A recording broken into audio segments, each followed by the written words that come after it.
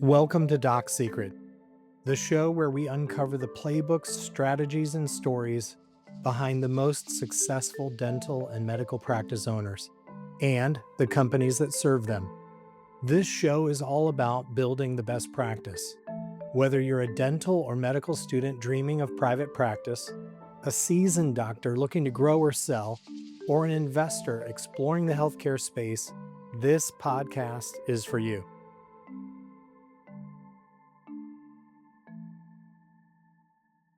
I'm your host, Kevin Carl, and in today's episode, we're diving into the world of same-day dentistry and same-family practice. We'll dive into building a thriving practice using a tech-forward approach and also building a legacy. Let's get started. Welcome to Doc Secret. Joining me today is Dr. Andrew Koenigsberg.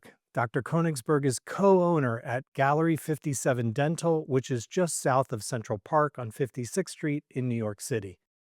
Gallery 57 Dental provides state-of-the-art ceramic crowns and veneers in a single visit, and uniquely is run by not one, but two father-daughter teams, providing a unique operating environment. Gallery 57 Dental also has 4 full-time lab technicians and also same-day ceramics, a full capability ceramics lab in the office. Dr. Koenigsberg is also the founder and clinical director at CAD CAM Excellence, which is dedicated to educating and growing dentists' CAD CAM practices. Gallery 57 Dental has placed over 40,000 same-day ceramic restorations of every type over the past 19 years. It's my pleasure to welcome Dr. Andrew Koenigsberg. Andy, if I may, Please. welcome to the program. It's great to be with you, Kevin. Well, Andy, you've built a practice where advanced prosthodontics meets multi-generational collaboration. How did Gallery 57 Dental come to be?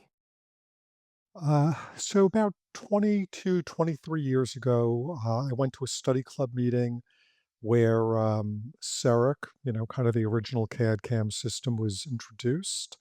It was quite an experience. There were maybe 12 men at this study club, absolutely harassing the woman from Patterson who was presenting. But I was sitting there. I had never really seen it. I had kind of heard some negative things about CEREC at the time, but when I saw it, I was blown away. And I just felt, this is the future of dentistry. This is the best way to deliver a great service to my patient. I think the study club was on a Thursday night. The following Thursday, I already owned the floor model because there was actually a waiting list if you wanted a new model. I owned the floor model of the CEREC, and I was off and running, and that was uh, the best decision I ever made, both for my patients and for myself. Wow, and that was that the core of a new dental office? Did you build around that, or was your dental office already pre-existing? So at the time, I had had my own practice. I had a solo practice for about 17 years. My lease was up, and I was actually renting space within another office. Um, but it was still, I had my own practice. And as I got more and more involved in same day service, I realized that I wanted to build an office that just physically allowed for us to do this in an efficient way. And that's, a big challenge. And that's what keeps a lot of dentists from getting into CAD CAM. It's not just owning the technology, it's not just learning how to use the technology.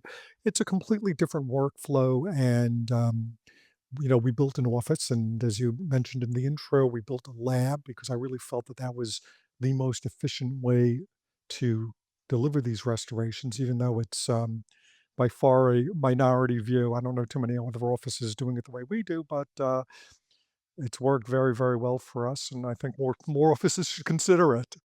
Well, I know as part of your practice, you have a unique setup, not just in terms of the physical layout of the office, but also in terms of who you work with. What's it like working side by side with your daughter, who's also a dentist, and with another father-daughter clinical duo? It's very special. And I feel, and I know my partner feels, and I think our daughters feel, very blessed and lucky that it worked out this way. This is not something that can be scaled, you need a lot of luck for this to work out. I have 3 daughters, one of them chose to become a dentist. Um, but it fits very much with who Rod and my partner and I are. We're both very family oriented. We both married our childhood sweethearts. There's a lot of parallels in our life. Our girls are also very much on the same page. Um, so it's just a confluence of fortunate situations. As one of my friends said to me years ago, sometimes it's better to be lucky than good. In this case, we were very lucky.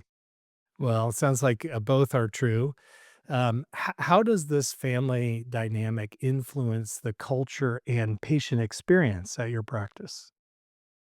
So I think what patients are looking for is continuity and knowing that you're going to be there for them. And, in a way that kind of existed for many years in dentistry and medicine with solo practitioners, as dentistry moves and medicine even more so moves more and more corporate, there is less of that feeling of continuity. Um, I think having daughters in the practice, patients understand we're not going anywhere, our practice isn't going anywhere. They're going to be seeing the same faces, you're going to be taken care of in the same manner. Um, again, that's something that really hard to duplicate, if it's not family. Well, sure. You've got a very capable office there, and I know Gallery 57 Dental delivers really complex restorations, and all of that in a single visit. Could you walk us through what makes that possible? Sure. So, just say for a second, my partner, my partner's daughter are prosthodontists. Though we have general practices, my daughter's a general dentist. We have another general dentist in the office, Frank Orlando, who's got a great practice. So we do two things, I think. One is we deliver same day, including complex same day cases where we'll do up to 14 crowns in a single visit. But that's only possible because we have the lab, and it's taken many, many, many years to learn the workflow for that. We also do a lot of complex restorative cases, which we can do in a efficient manner for the patients, again, because we have the lab in the office.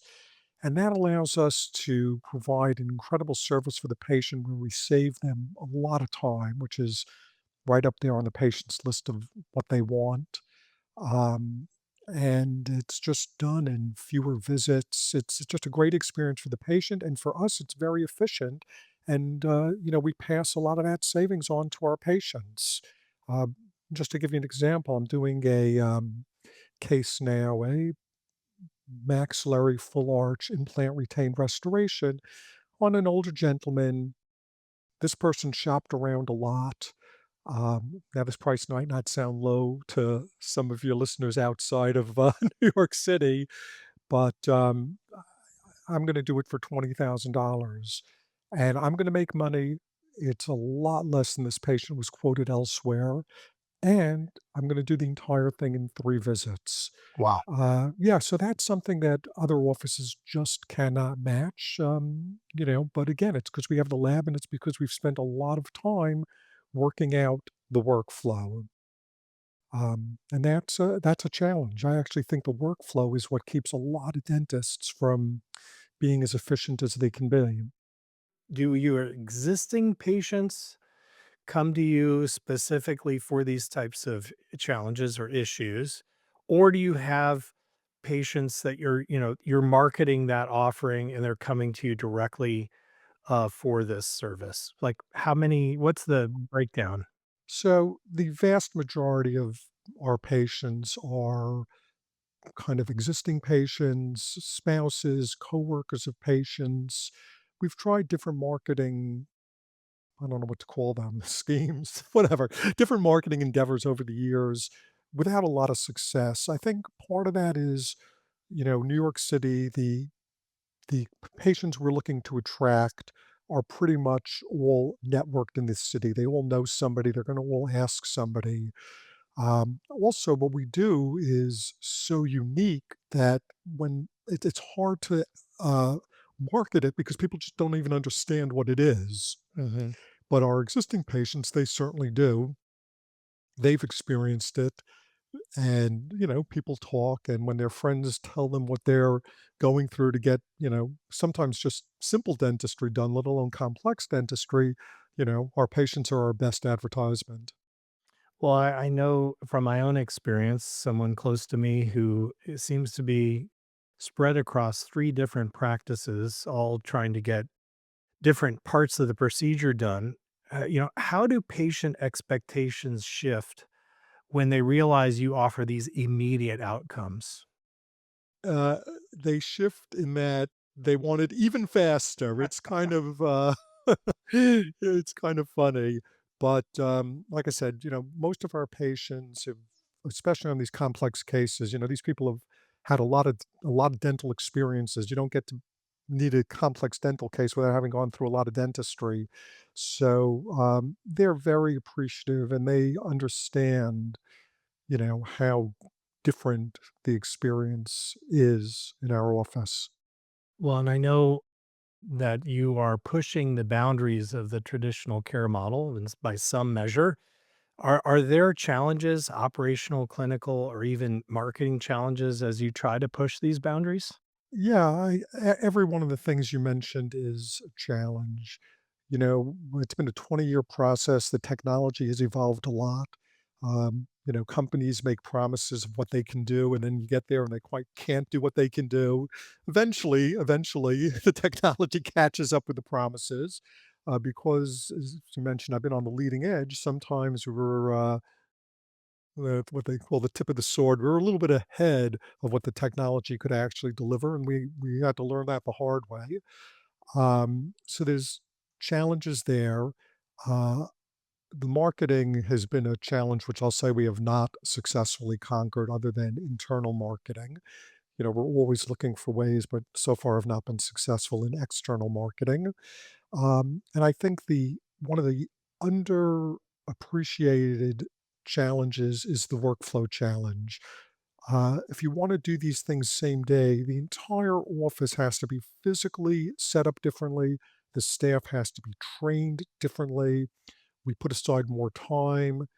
That time is dedicated. Those patients have to show up because when a lot of the same day work is being done by the lab, we need to be productive in another operatory.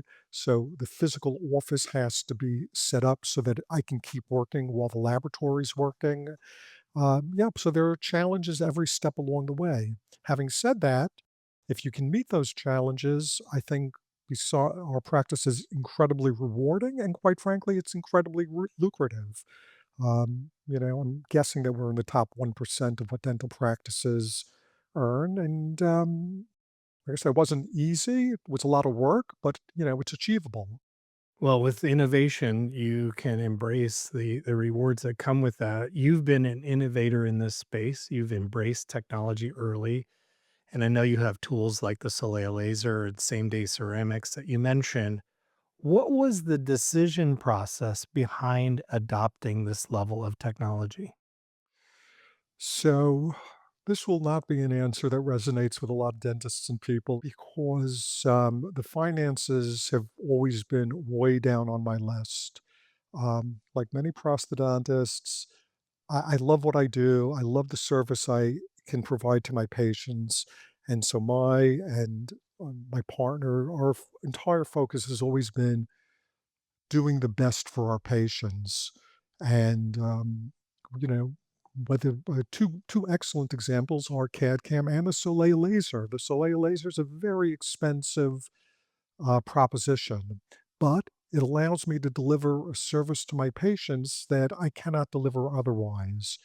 And I never looked at the finances of it. I don't even now, I don't try to charge for it to say, "Oh, my monthly payment is X, I have to do X." No, it lets me do what I need to do to provide a better service. At the end of the day, I have happier patients. We do get a lot of referrals from other specialists. They realize that we can do stuff for their patients, quite frankly, at a price point that other people can't do in the city. And so I kind of take the big view of if this benefits my patients, this is something that I want to do.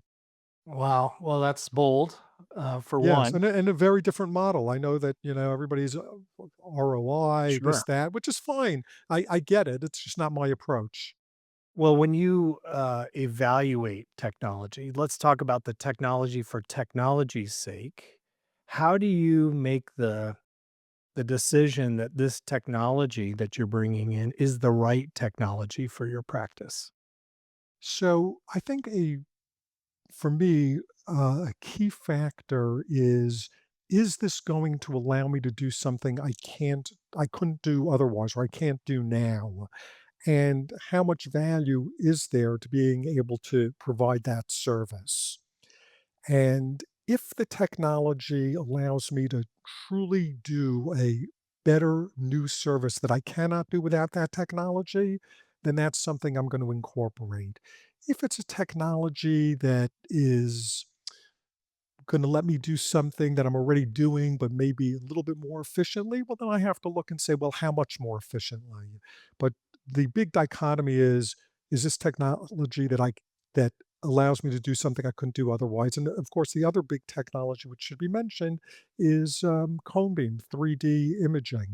That again, that's another technology that lets us do something that we cannot do without it. Um, and so for me, when it comes to that kind of technology, I don't really look at the price point.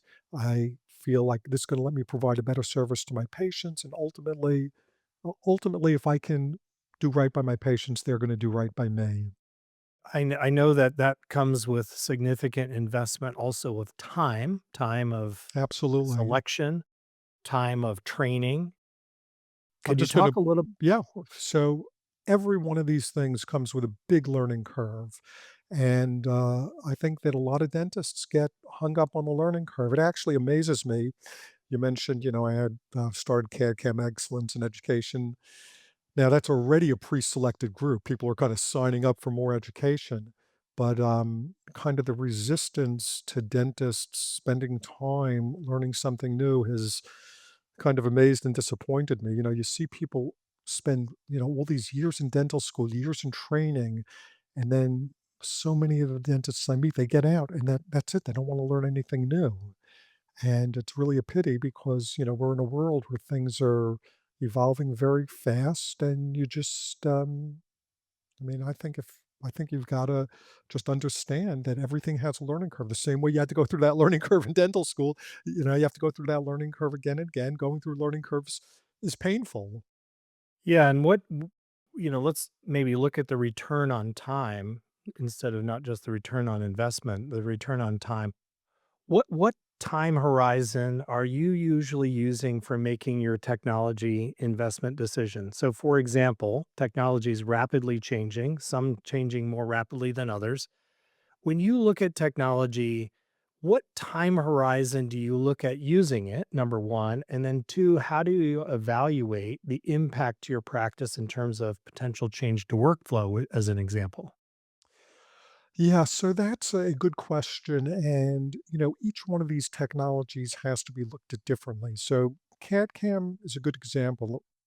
Until I started with CEREC, every year I made more than I made the year before. Well, the only year my income ever dipped was the first year I incorporated CEREC. Now I made a huge, and that was because of the time investment in learning how to use it. And I gave patients a huge discount because I felt, hey, the only way I can learn to use this is to do it.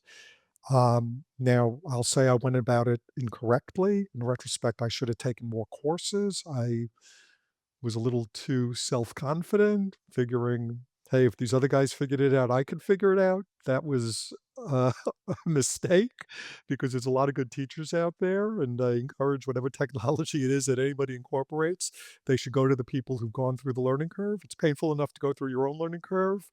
The fewer mistakes you can make along the way, the better. But anyway, so something that to me was a complete game changer in the way I practice, like CAD CAM, I was willing to really invest an entire year. Other technologies, are, easier to incorporate. So something like the Soleil laser, it's a few months. It's a kind of different way of practicing. It's different than a drill. There is a time investment, but I can't tell you how many people try it. They try it for a week, a month, then it becomes a doorstop where they return it. I don't know if you wind up interviewing, people who work for the big dental companies, but, they'll tell you their rate of return. And it's a pity because, these things are valuable. And you just have to get through the learning curve. With something like a cone beam, again, it just takes, a few months, depending on how often you do it, to get proficient. But it's Mhm. it's painful in the beginning.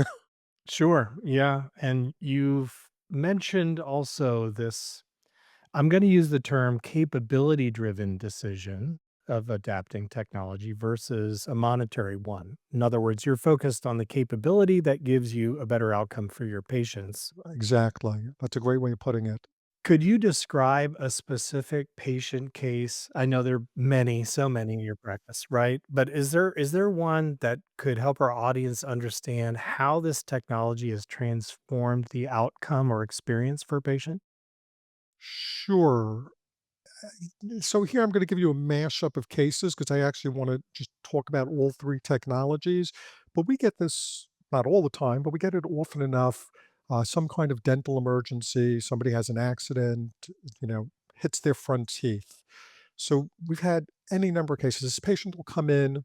Okay, we have a cone beam. We can take a 3D X-ray. We can get a better diagnosis and understand what's going on.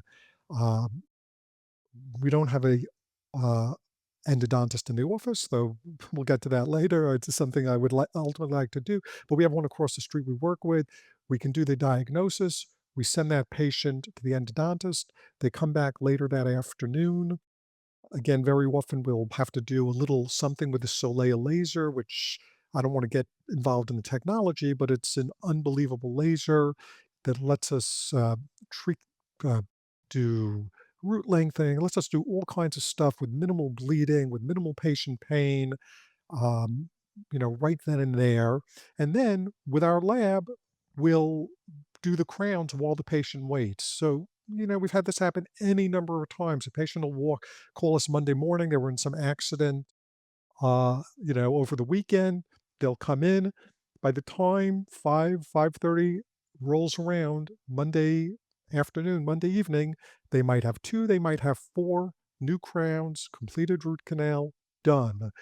Again, it's just an incredible service versus what, you know, really every other office can provide. Well, this is uniquely personal for me. I know we haven't talked about this in the lead up to this time together, but I have had 2 traumas to my teeth. One I think I was 5 or 6, I dove head first into a pile of leaves. There was a wagon in there and took out Okay. my 2 front teeth. And then, after I got my braces off, about 3 months or so after I got my braces off, I took an elbow to the mouth playing soccer and ended up, in a dental chair where they bonded my teeth together, and we just, prayed that my teeth would make it, and now with a little veneer, fortunately, I've been able to keep them. Not everyone is so fortunate, but I'm very appreciative to the work, that dentists and prosthodontists, do in helping, people. You are a thought leader. You're a thought leader in practicing in this space. Do you think prosthodontics now in this stage in our society, do you think prosthodontics is leading the charge in dental technology, or is it playing catch up? It's playing catch up. That's my experience. Other people may have different experiences, but I go to a lot of meetings, and I think now, everybody's getting on board. Everybody understands that CAD CAM is accurate, more accurate, better patient experience. But I think, looking back over the last 20 years, general dentists were quicker to get on the technology than prosthodontists who were just very comfortable doing what they did, very suspicious of new technologies. I mean, we're inundated with marketing in dentistry and life, and you know, the established group is always a little more conservative. So, whatever. It was interesting for me to kind of be in both worlds. And now there's another change wave coming, right, with artificial intelligence. Do you use AI in your practice today? So we are starting to. In fact, this morning, today, we're going live with a AI company that we're excited. It's called Vox, Vox.ai. They're not a dental company. They're what does the CEO say? He says, I'm missing the word. Like when you don't believe in any religion. Agnostic? He's agnostic, exactly. He's agnostic. So they cut across all industries, advantages, disadvantages. They don't know about dentistry, but they have a broad perspective. So what we're doing with them is we're starting with a patient reactivation, and literally the first phone calls are going out today. We'll see how that works. So I think for administrative tasks, AI is, it's transforming the world very, very, very fast. Dentistry always lags a little bit behind because we're kind of small industry. Um, and so I've tried working with a bunch of different companies. This is the company we actually signed with and cut a check to because I have a little more faith in them. So initially, we'll do this patient reactivation. So this is very much in their wheelhouse. Like they'll do stuff for restaurants or any business where they'll send out or they'll automate the reactivation process. So for the last 6 months, we've had some college intern making phone calls. She can call, I don't know, 20 people a day or whatever. Um, this this contract we signed is going to contact 5,000 patients 10 times for $5,000 for I think for $5,000, whatever. We'll see the return on investment. You can come to me in a month or two. I'll tell you if it worked. But that's where we thought we would start. And then we're going to give more and more administrative tasks. On the clinical side, as far as I can see, and we've looked at a bunch of the AI systems, they're all marketing tools, which doesn't interest me. Um, I understand that they have a place, especially in these kind of clinic type settings, but for our practice doesn't really play a role. I do think that AI is going to play a role clinically as it gets more sophisticated in diagnosis. I don't know what the time frame is on that, but it'll happen. Yeah. How have you decided or not, where and when to employ AI in your practice? Is there a focus area that you look to, or are you just watching the landscape and seeing what piques your interest? How are you deciding? Right. So again, with all of these things, it's basically, does it do something that I couldn't do otherwise? And this is just a perfect example. So clinically, it does nothing for me that I couldn't do otherwise. Clinically, like I said, these things are marketing tools. Now I understand that many, many dentists kind of need help kind of selling, the services to the patients. So I'm not saying it doesn't have a role, but in our practice, we have a different relationship with our patients. If I tell a patient they need something, in general, they're accepting of it because I'm honest with my patients. For me, putting up some AI graph is not going to help me sell the case. So, again, that's the criteria is do something for me that I can't do. On the other hand, let's say this market reactivation, yeah, it's doing something that I can't do without AI. I think, we would like it to do some of the routine, um, routine phone calls for patient confirmations. Again, we're not looking to fire staff. We're not looking to save money. We're looking to provide a better experience. We want our live staff interacting with the patients who come through our office, not sitting on the phone. It's not quite there yet, but when it's there, that'll be something that I can't do without AI. So that's how I evaluate these things. Great. Well, stepping back from AI and thinking more broadly about all of these technologies, what advice would you give dentists who are evaluating whether or not these tech investments would make sense for their stage of development in their practice? So I think you have to look at, what kind of practice you want to have. And there's all different kinds of ways to practice. Um, if you have a very patient centric practice, then, I've kind of given you that. Then it's like, does this help me provide a service I can't provide?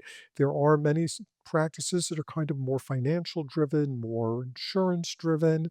And so there, people do have to look at a bottom line, a kind of more immediate return. I'll tell you one story I heard years ago from a sales rep. They were, I forget exactly what piece of technology they were selling. It was probably CEREC. And the dentist is talking to me, well, this looks really interesting. I could see how it would fit into my practice. I could see how it would help my patients. But, I really wanted to get, I don't know, a motorboat, or I wanted to upgrade my Mercedes. So I think I'm going to hold off on it. All right. Listen, I mean, that's okay. I mean, listen, if that's your value, that's your value. And I'm not, it's not my value, but that's okay. Um, so I think you have to kind of just be honest with yourself and say, hey, where do you want to spend your money? Yeah, that makes a lot of sense, right? For each it's individual. Absolutely. Well, you co-founded CAD CAM Excellence, and I'd love to dig into that a little bit. What inspired that work? So at the time, and this is really when we started Gallery 57 Dental, at the time, the way CAD CAM education was done was there were really just a handful of private entities like CAD CAM Excellence. I mean, there were maybe 8, 10, there were really a few around the country uh, providing courses. So there was this kind of huge need. Uh, Eventually, it became centralized. Now, a lot of people go out to Scottsdale for it, which, in a way makes more sense. But at the time, it didn't exist. I was really into CAD CAM. I had taken courses with most of the people doing this. There was nothing in the New York area, and I love teaching and I love engaging with dentists who are engaged in what they're doing. And so I started one in New York City. Again, we had a unique office, and it allowed us to do this with a team. Our dental technicians were involved in the teaching, and it was a great experience, though it was a lot of work, and at some point was too much work for what I was getting back. Well, given that you've not only invested in this space, but you've also given a lot of your time into educating others in this space, do you have a 2 or 3-point checklist of sorts for dentists who are either thinking about or actively adding CAD CAM into their practice? So at this point, this is different than 20 years ago. At this point, if you're not using CAD CAM, I mean, you're just not providing what I would say is really just almost the standard of care. Same thing, quite frankly, with 3D imaging. I mean, I remember a time where, specialists were arguing, "Oh, should they have the cone beam or not? Do they really need it?" Now, the technology hasn't changed that much. Everything's cheaper, a little less radiation. But the answer back then was, yeah, every endodontist, every periodontist, every oral surgeon should have had CAD CAM. I'm sorry, should have had cone beam 15 years ago. It took a long time till they all got on board. I feel we're kind of at that same place now with a lot of general practices. Nobody should be practicing without 3D imaging in 2025. Wow, that's a bold statement. Oh, yes, one I absolutely stand by. Because again, as a kind of general restorative practice, you cannot diagnose properly. So years ago, I gave a lecture on the adoption of technology. It's incredible how slowly dental technology is adapted. I'll give you 2 quick examples, but this is a fault of dentistry, but dentists should understand how far behind the curve they can be. 20 years after just 2D dental radiography was introduced, it took 20 years to cross the threshold of 50% of dentists using it.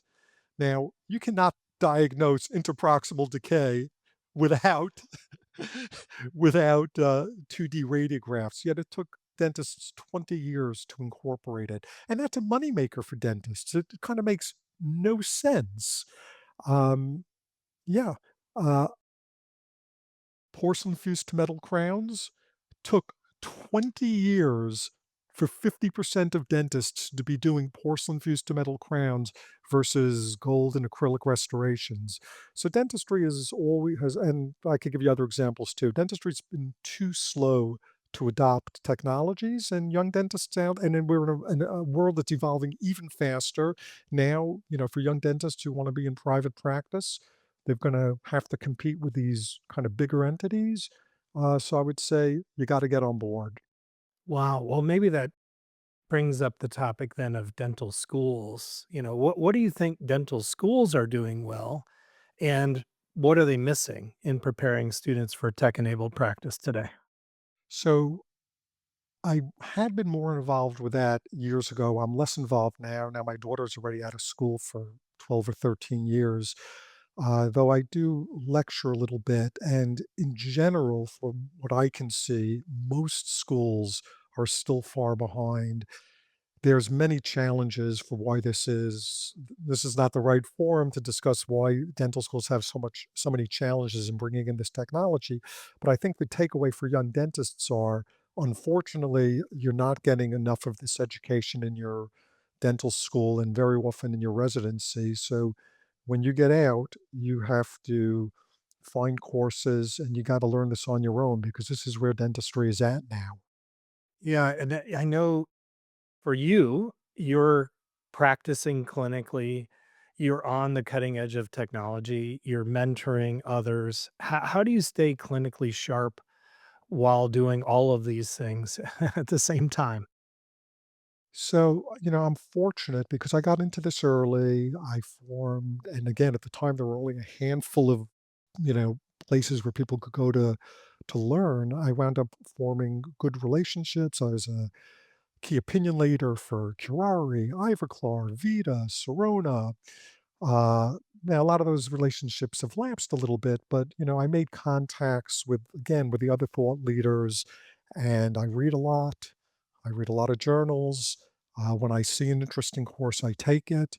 Yeah, you have to keep up, but I'm also in a very fortunate position in that I can write an email and, have the scientists at Ivoclar or Curare get back to me and answer my questions.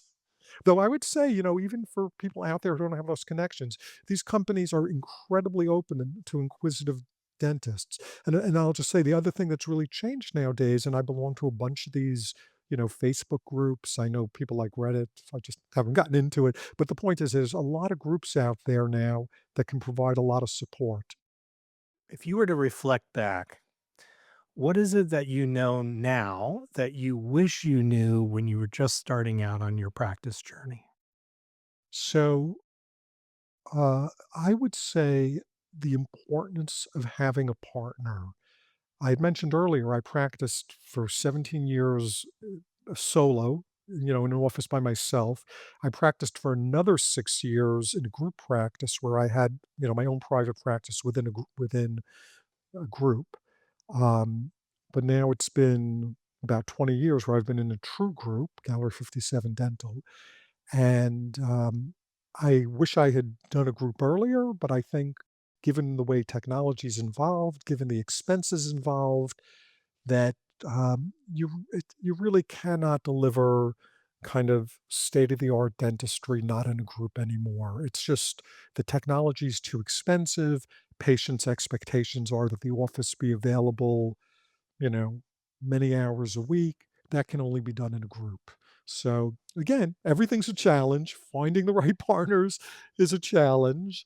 Um, but that would be my advice to young dentists. Find like-minded peers and join forces. Well, that's great advice, and I know in those groups you're probably learning a lot, but you're probably also mentoring others. What's one trait that you see in the best dentists that you mentor, and maybe one mistake that you see too often? So the best quality is just wanting to learn. When my daughter was thinking about going to dental school, she's a very competitive person and she didn't want to do anything that she wouldn't be good at. And, going into dentistry, she's like, Dad, how do I know I'm going to be good at this? I don't want to do this, unless I can be good at it. And in fact, it turns out she's very good at it. Um, I'll use one bad word, but I said to her, "The key is to give a shit. If you care about what you're doing, you will be good." And then I jokingly said I was gonna put that on a T-shirt. But that is truly my advice. Care about what you're doing and you'll be good at it. Nobody's looking over your shoulder. The one mistake I would say is, just kind of wasting time. Uh, it's really important to be efficient. Some people are naturally efficient, some people have to just learn and force themselves to be efficient, but no patients want to be sitting in the dental chair. So learning to deliver care efficiently is important. And it's important to your personal success, your financial success, but it's also a better experience for your patients. Well, I was going to say that's great advice for anyone in any line of work or at any stage of their professional or personal life. Great advice. Well, maybe digging a little deeper on the philosophical here. What's your philosophy on blending business, clinical craft, and now a legacy with your daughter? I think it all goes just to that big picture of wanting to provide a great service to patients. My dad was a lawyer in private practice. My mom was a school teacher. And we were always brought up with this idea that you want to work with people, you want to help people. Um, and again, not everybody feels that way, which I okay, and I respect. For some people, it's just a job, but for me, it's more than a job. It's core to who I am. And again, finding like-minded people who want to work that way, I think is the key to enjoying what you do and being able to kind of get there, not be fighting with people who are looking to do something different. Well, that's great. I want to maybe take a moment and focus forward. You've built this thriving practice in Gallery 57 Dental. You've got a lot of great technology and workflow, and you've not only learned a lot, but you're sharing a lot with others. What is your future vision for Gallery 57 Dental?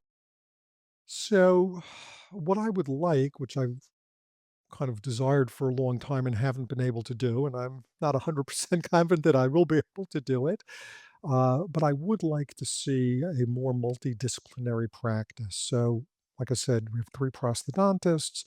We have a periodontist, but he's not in enough to truly have a periodontal practice. It's New York City, so we have specialists nearby, but I would love to have an endodontist, an orthodontist, a periodontist. We have 17 operatories. We have room.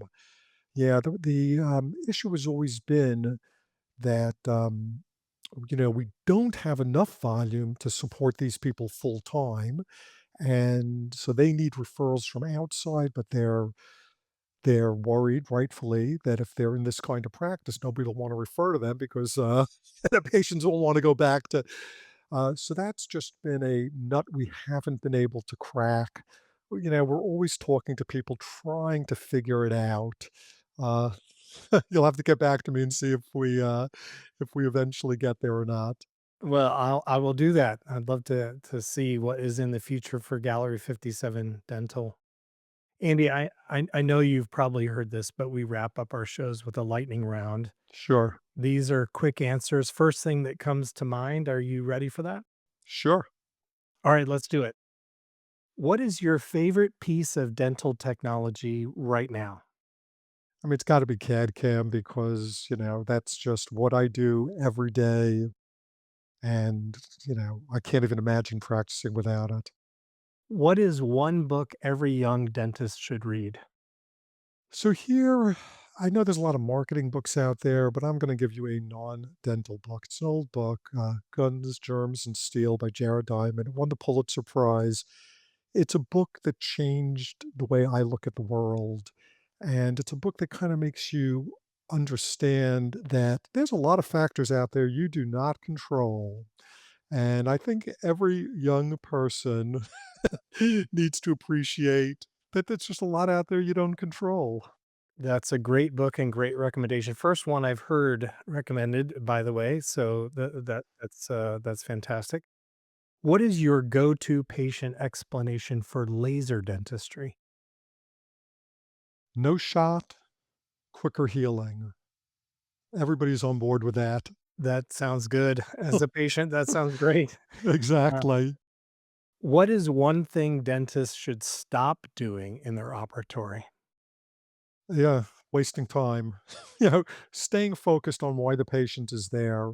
I mean, it's a challenge, especially in a practice like ours. I know my patients now, some of them for 40 years. And, but you have to be friendly, but you got to be efficient. Well, finally, what is one word to describe the Fair future enough. of prosthodontics? Evolving. Anybody who doesn't understand that prosthodontics, all of dentistry, all of life is very, very rapidly evolving in a way that I think, you know, a lot of people don't appreciate and that none of us are prepared for. So at the very least, you got to be aware so that you don't get caught too far behind. Sure, exciting times ahead, I'm sure. Dr. Andrew Koenigsberg, Andy, it has been an honor and a pleasure to have you on the program. Thank you so much for sharing your experience and perspectives with us on this episode of Doc Secret. Kevin, it's been a pleasure talking to you. You had great questions and I enjoyed this immensely. Appreciate it very much. Thank you. Okay, take care. If you liked today's episode, please like and subscribe, and most importantly, share this podcast with others you think may benefit from the Doc Secrets shared here today. Thanks for joining us on today's episode, and we'll see you next time.